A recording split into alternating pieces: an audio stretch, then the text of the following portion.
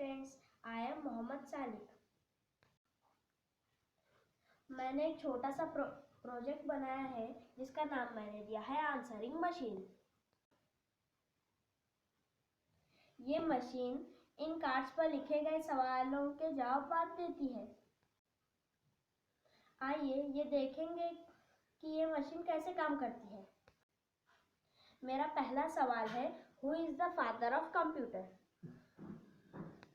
अब मैं इस सवाल को इस मशीन में डालता हूँ।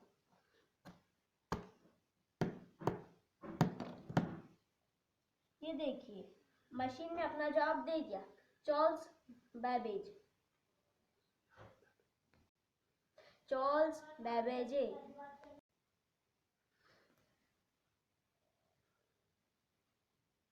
अब मेरा अगला सवाल है, टाइप्स ऑफ मेमोरी यूनिट।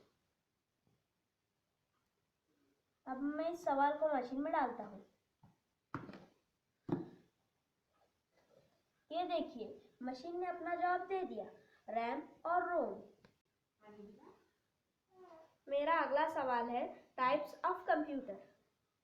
अब मैं इस सवाल को मशीन में डालने जा रहा हूँ।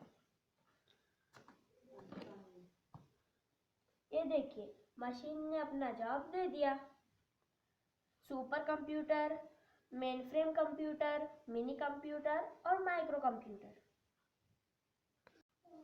मैंने ऐसे ही कुछ सवालों के कार्ड्स बनाए हैं जिसके जवाब मशीन देगी।